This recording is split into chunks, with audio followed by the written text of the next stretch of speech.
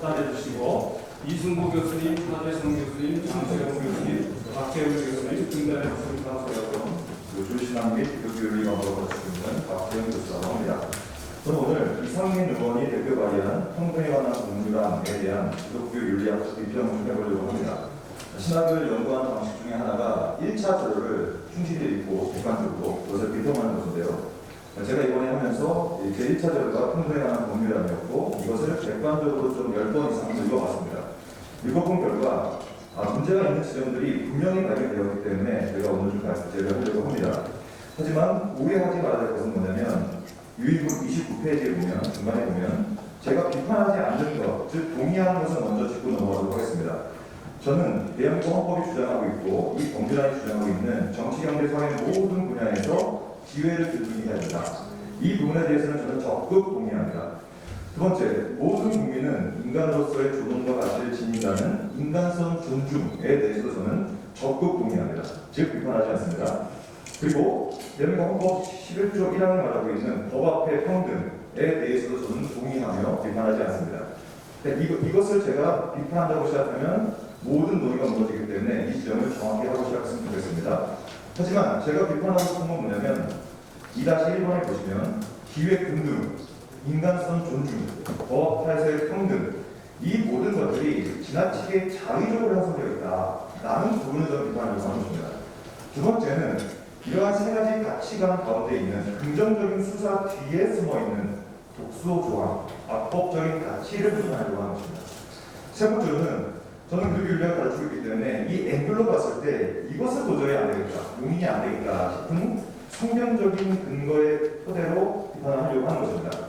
그러므로 제가 오늘 하려고 하는 이 비평은 차별금지법이 모든 것을 차별하지 말라는 것이라면 제가 오늘 말씀드릴 제 논조와 논지도 차별의 대상이 돼서는 안 된다라는 것으로 논리적 일관성을 지켰으면 좋을 것 같습니다. 30페이지에 보시면 제가 읽으면서 이것들은 좀 큰 문제가 될 것 같다는 것들을 좀 하나씩 꼽아봤습니다. 첫 번째는 소위 평등을 세운다는 명목 하에 기존의 유의미한 가치들을 정복시키는 행위가 이 법률안 안에 많이 있음을 발견했습니다. 예를 들면 이 법안의 1장 3조에 보시면 여성, 남성, 그 외에 분류하기 어려운 성이라는 표현이 등장하고 있습니다. 저는 이것을 읽자마자 과연 이것이 무엇인가, 분류하기 어려운 성이라는 건 무엇인가에 대해서 궁금해서 해외 논문들을 다 찾아봤습니다. 각주 3번에 있습니다. 즉 그것은 뭐냐면 트랜스젠더, 안드로진, 그러니까 이 성을 혼성을 놓는 것, 남녀 성 모두 다 거부하는 뉴트로이스, 아예 모든 것을 거부하는 에이젠더, 성적 전체성에 대한 관념이 없는 젠더리스, 뭐 이런 거였다. 바이젠더, 트라이젠더, 퀘스천잉, 나는 과연 내가 남자인지 여자인지 모르겠다라고 하는 퀘스천잉, 그러니까 이러한 것들을 표현합니다. 그러니까 이런 것들이 소위 합법화되어 버리면 아까 장세현 교수 말씀하신 것처럼 저는 기본적인 결혼관, 그러니까 유의미한 전통적인 결혼관, 가정관, 부모관들이 심각하게 합법적인 옷을 갈아입고 전복된다고 생각합니다. 두 번째는 성적 지향성에 대한 문제입니다. 성적 지향, 성적 정체성, 어떤 이유로도 차별받지 아니한다라고 하면서 성적 지향에 대한 차별성을 거부하고 있습니다. 근데 이 성적 지향이라는 것이 우리가 늘 알고 있는 동성애, 양성애, 다자성애가 가장 온건한 형식의 성적 지향이고 제가 이번에 다시 연구를 찾아보니까 참으로 별게 많더라고요. 그러니까 거의 수백 가지 이상의 성적 지향들이 존재합니다. 각주 4번에 보시면 이 뭐 처음 들어보는 표현들인데 아크로필리아, 아크로토필리아, 베스코필리아, 카타제로필리아, 다크라노필리아 이게 다 이상적인 성적 지향을 뜻합니다. 그러니까 이런 것들은 결국에는 포스트 모던 사회의 급습이죠. 모든 성적 지향들을 상대화시키고 다각화시키고 해체화시켜서 이런 것들은 아무리 생각해도 가정, 사회, 국가, 근본 토대를 무너뜨려서 성적인 반경으로 우리를 이끌지 않을까라는 생각이 들었습니다. 31페이지. 가족 형태도 마찬가지입니다. 가족 형태도 어떤 사회도 차별받지 아니하고 물론 정상가족, 비정상가족 사이의 구역이 모여지고 있는 것 같습니다. 그럼에도 불구하고 비혼가정, 내리모 부모가정, 남남 커플, 여여 커플, 동성애 커플, 미혼모 가정, 미혼부 가정 이런 모든 것들이 소위 차별금지법이라는 날개를 달고 합법화되어질 때 많은 전통적인 시각들이 무너지지 않을까라는 큰 우려를 저는 가지게 되었습니다. 그리고 두 번째, 법률안 자체가 갖고 있는 애매모호한 표현들이 좀 있었습니다.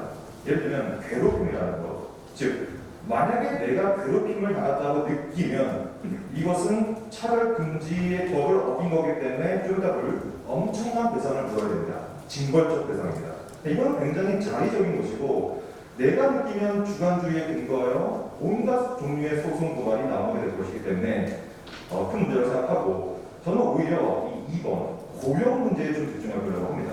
이 고용 문제에 대해서는 나중에 제가 좀 볼 거고요. 3번 소수가 다수를 차별하는 역차별 문제가 분명히 된 거라고 생각합니다. 물론 소수는 존중받아야 합니다. 옳고 바르게 대우받아야 합니다. 대한민국은 자유주의 국가이기 때문에 그렇습니다. 하지만 소수를 위한다고 해서 소수 때문에 또 다수가 역차별 받는 것은 옳지 않다고 생각합니다. 만약에 이 법이 통과되면 세 가지의 가정적인 상황이 나올 거라고 생각합니다. 소위 분류하기 어려운 성을 존중한다는 명목하에 다수의 일반적인 남성성, 여성성이 역차별을 경험할 수 있다. 두 번째, 소위 소수의 성적 지향성을 존중한다는 명목하에 대부분이 갖고 있는 다수적인 성적 지향성이 차별을 경험할 수 있다. 세 번째로는 소수의 가족 형태와 가족 상황을 존중한다는 명목하에 다수의 일반적인 가족 형태와 가족 상황이 차별을 경험할 수 있게 되기 때문에 제 논지는 만약 소수도 차별을 받지 말아야 한다면 역물리로 다수도 당연히 차별을 받아야 한다고 합니다. 4번 국민의 자유로운 제한 문제. 이 법이 통과되면 이제는 어떠한 것도 문화, 체육, 오락 공급자는 어떠한 것에 대한 공급 이용해서 이런 것들을 배제해서는 안 된다는 거예요. 그럼 만약에 이거에 대해서 다른 생각을 가졌다면 그것을 방송 및 문화에서 얘기할 수 없게 되는 것이라고 생각합니다. 그렇게 되면 더 큰 문제는 종교의 자유가 될 수 있다고 생각합니다. 종교라는 것은 한 종교가 갖고 있는 경전, 캐논, 그 경전을 따라가서 신앙을 함께 해나가는 공동체인데 자유롭게 해야 되지 않습니까? 근데 만약에 이 법안이 통과되면 평등이라는 이름하에 종교가 가져야 하는 신앙적인 독특성과 경전의 신학적 테두리가 무너지게 될 것이다 라는 생각이 들게 되는 것이죠. 5번은 좀 더 구제 조치와 손해배상에 대한 문제인데요. 특별히 이번에 보시면 징벌적 배상입니다. 3배 이상 5배 이하에 해당하는 범위를 소위 주관적으로 내가 괴롭힘을 당한다고 생각하면 배상할 수밖에 없는 상황이 얼마든지 들어갈 수 있기 때문에 문제가 된다고 생각합니다. 정리해보면요. 32페이지 마지막에 보시면 이 법안이 갖고 있는 실천적인 문제는 무엇인가? 저는 고용이 가장 큰 문제라고 생각해요. 고용. 이건 극단적인 가정이기도 한데요. 하지만 충분히 하지 바랍니다. 만약에 이 법안이 공표가 되면, 제정되고 실행되면 일선 어린이집 교사 모집에 소위 페라필리아라고 하는 소아 성애증을 가진 후보자가 지원합니다. 그러면 소위 차별을 받지 않은 채 어린이집 교사가 소아 성애증을 가진 사람이 채용될 가능성이 있을 수 있는 거 아니겠습니까? 가정 상황이구나. 교회도 마찬가지입니다. 교회는 교육자를 초빙하는데 남성성, 여성성, 나는 제3의 성을 동시에 갖고 있습니다. 라고 하는 트라이스젠더가 지원합니다. 그러면 소위 차별을 받지 않은 채 합격되어서 특별히 교회 사역을 하면서 가정사역 과정에는 어떻게 될 겁니까? 이건 분명히 문제 아닙니까? 신학교를 생각해 봅시다. 신학교 교수를 초빙합니다. 근데 다자성애를 지향하는 거예요. 동성애 가정을 현재 이루고 있고, 그리고 이분은 성적 지향이 반응적인 겁니다. 그래서 신학교 교수 화장실에 숨어가지고 반응증을 즐기고 있는 스코포피디아 성향을 가지고 있는 후보자가 있으면 이것을 어떻게 우리가 차별을 받지 않는지 실현하고 싶습니까? 핵심은 무엇입니까? 고용을 할 때는 저는 그렇게 생각합니다. 각 단체마다 내규에 따른 기준점에 준해서 하는 게 맞습니다. 고용을 하려면. 이는 차별이 아니라 당연한 것이죠. 근데 저는 이 법률안은 이 당연한 상식을 접목시키고 있다 라는 생각이 듭니다. 전반적인 총평은 차별과 차이의 문제라고 생각합니다. 사실 차별과 차이는 같지 않습니다. 즉 차이를 인정하는 것과 차별하는 것은 같은 것이 아니죠. 왜냐? 남자와 여자는 서로 다르지 다르다고 해서 차별하는 건 아니거든요. 그게 차별 질서니까요. 남자와 여자가 서로 다르다고 해서 즉 차이가 있다고 해서 남자를 차별하거나 여자를 차별하거나 이런 것이 아닙니다. 하지만 이 법률은 차별과 차이의 그런 기본적인 관계성마저 좀 혼동하고 있는 것이 아닌가. 그리고 만약에 이 차이 때문에 차별이 실제로 발생한다면 사회적 합의 하에 그 차별을 최소화할 수 있는 법안을 만들면 되는 것인데 왜 모든 차이를 차별로 상정한 다음에 그 모든 차이를 정복시키고 날카롭게 거세시키는 소위 금지를 법안을 만드는 것은 제가 이것을 10번 이상 객관적으로 충실히 읽어본 결과 이것이야말로 법적 통념이 아닌가 라는 생각이 들었습니다. 나감을 느꼈습니다. 물론 이 법률안에는 어느 정도 대안책도 있습니다. 예를 들면 특정 직무, 사업 수행의 성실상 불가피한 경우에는 차별이 아니다. 혹은 다른 법률의 규정에 따라 차별로 보지 아니하는 경우에도 차별이 아니다. 라고 대안책이 있습니다.